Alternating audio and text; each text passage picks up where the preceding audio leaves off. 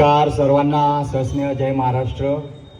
आज या BMC इलेक्शनच्या फाईटच्या निमित्ताने आपण इथं प्रचार फेरी करताना जो ठाकरे बंधूंचं जे गठबंधन आहे, जी महाविकास आघाडीची जी आपली कॅन्डिडेट आहे सानिया काशिफ शहा, यांच्या प्रचाराच्या फेरी दरम्यान आपण हा संवाद साधतोय। आपल्यासोबत शिवसेनेचे कार्यकर्ते आहेत, मनसेचे कार्यकर्ते आहेत।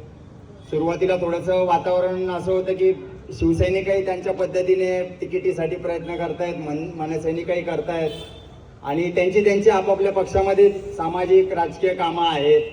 पण ऐन वेळेला काहीतरी चित्र असं झालं की आपल्या पवार साहेबांनी इथे कॅन्डिडेट दिला आणि वरिष्ठांनी काहीतरी विचार विनिमय करून या सानिया काशिफ शहाच्या रूपानं आपल्याला या आघाडीचा उमेदवार दिलेला आहे। आपल्याला मतदार म्हणून एक कठोर आणि ठाम भूमिका घ्यायला पाहिजे, कारण की गेल्या 25 वर्षांमध्ये जर NCPचा विचार केला आणि हा माथाडी कामगारांचे चळवळीचं ठिकाण आहे, इथं माथाडी कामगारांची चळवळीची मुहूर्तमेढ रोवली गेली।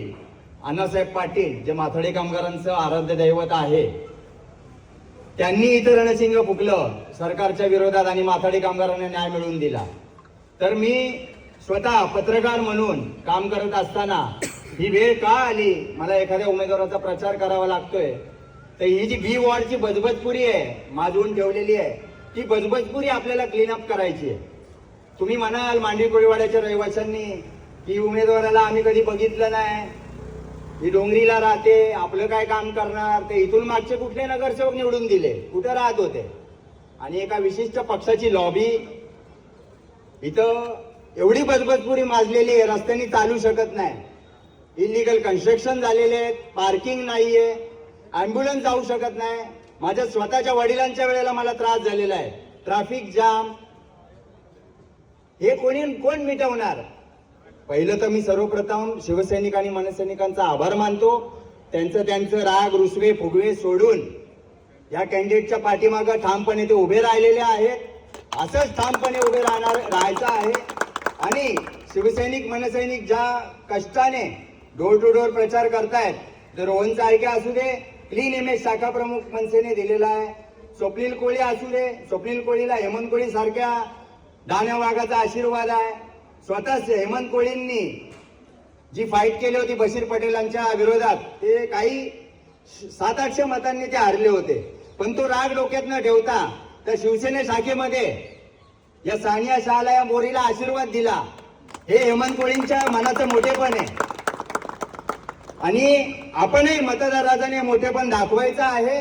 बीजेपीने आणि महायुतीने काय नाश केलेला आहे, काय हे नासाडी वृत्ती ही ठेचून काढायची आपल्याला, आणि त्याच्यासाठी आपल्याला या आपल्या राष्ट्रवादीच्या उमेदवाराला 5 क्रमांकाचं मतदानाचं बटन दाबून बहुमताने निवडून द्यायचं आहे। समस्यांचं बोलायचं झालं तर बी वॉर्डचे अधिकारी एवढे माजलेले आहेत, गेंड्याच्या कातडीचे आहेत, त्यांना त्यांचा पगार पुरत नाही, हरामची टक्केवारी घेतल्याशिवाय त्यांना झोप येत नाही। आपल्या विभागामध्ये काल मध्यरात्री आम्ही 2 वाजता उभे होतो, शाखा प्रमुख, किती मच्छर चावत होते। हे प्रॉब्लेम सॉल्व्ह कोण करणार? 2.5 वर्ष महापालिकेची निवडणुका नाही, कॉर्पोरेटर नाही, आणि एका विशिष्ट पक्षाने, काँग्रेसने, नाव घ्यायला काय हरकत नाही, ग्रांटेड धरलेले आहे काँग्रेसच्या कार्यकर्त्यांना। आम्ही कुठलाही उमेदवार लादला का तुम्ही त्यांना निवडून दिलं, आणि या पट्ट्यामध्ये, या वॉर्डमध्ये मुस्लिम बांधवांचं मतदान जास्त आहे, त्या अनुषंगाने नेहमी मुस्लिम कॉर्पोरेटर कॅन्डिडेट देण्यात आलेला आहे। ज्ञानराज निकम आणि बळवंतराव पवारांचा अपवाद सोडला तर सलग मुस्लिम कॅन्डिडेट आहेत। त्यांचा द्वेष नाहीये, परंतु जे पक्षाचे कॅल्क्युलेशन्स असतात ते चुकीचे असतात, त्यामुळे मतदार राजाला पण वावडं होतं। या वेळेला तसं काय नाहीये, हे काय कट्टर इस्लामीवादी नाहीयेत, सेक्युलर विचारांचे आहेत, आणि ती कुठे चुकली तर शशिकांत शिंदे सारख्या माणसाने सांगितलेलं आहे की चुकली, काशिफ शहा चुकला तर मी त्यांचे कान पकडेल, ही गॅरंटी शशिकांत शिंदे सारख्या राष्ट्रवादीच्या प्रदेशाध्यक्षाने घेतलेली आहे। त्याच्यानंतर जी उभारी घेतलेली आहे कार्यकर्त्यांनी, ती विजयाच्या दिशेने आपण चाललेलो आहे। पब्लिक टॉयलेट असतील, पार्किंग असेल, मच्छरचे प्रॉब्लेम असतील, ओसंडून वाहणाऱ्या हाऊस गल्ल्या असतील, याचा पब्लिक खूप त्रास सहन करते. आता विद्याभवन मध्ये या अनिल गोटुकडे सगळ्या मतदारांना कोऑर्डिनेट करत असताना एक महिलेनी आत बोलवलं उमेदवाराला. ती उमेदवार पण आत गेली, तिने ती दाखवली हाऊस गल्ली किती तुंबलेली आहे. तो मच्छरचा त्रास कशासाठी सहन करायचा? आर्थिक राजधानी आहे ना मुंबई. मग आर्थिक राजधानीची बसबसपुरी कोण साफ करणार?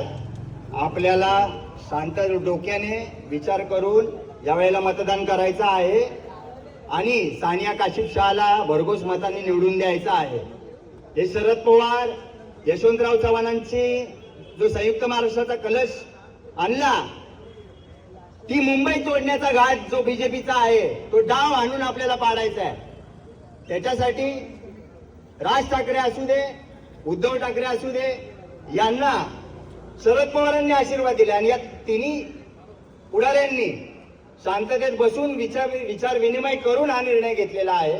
तर मतदार राजा बोलण्यासारखं भरपूर आहे, भरपूर मुद्दे आहेत, पण बीएमसी बोर्डचं अधिकाऱ्यांची भ्रष्टगिरी, आपल्या बी वॉर्डच्या समस्या आणि पूर्ण मुंबईचा विचार केला तर आपल्याला मराठी महापौर, बीजेपी म्हणते हिंदू महापौर, आमचे प्रकाश अकोलकर, आमचे सिनियर रिपोर्टर आशिष शेलारांना विचारलं खासगीत, तुम्ही मराठी महापौर का नाही विचारत बोलत आहे?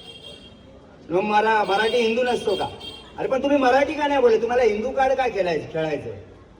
आज व्हीपी रोड बघा तुम्ही, 1999 साली एक टॉवर नव्हता, आज 25 वर्षामध्ये किती टॉवर झाले? कुठे मराठी कुटुंब? तुम्ही सीपी टँक पासून त्या नित्यानंद पावभाजीवाला तो कॉर्नर आहे तिथपर्यंत जा, मानमोडी होईल एवढे टॉवर आहेत. मराठी माणूस गेला कुठं? मराठी माणसासाठी काय केलं? ही महायुती काय करते? इलेक्शन का नाही लावले?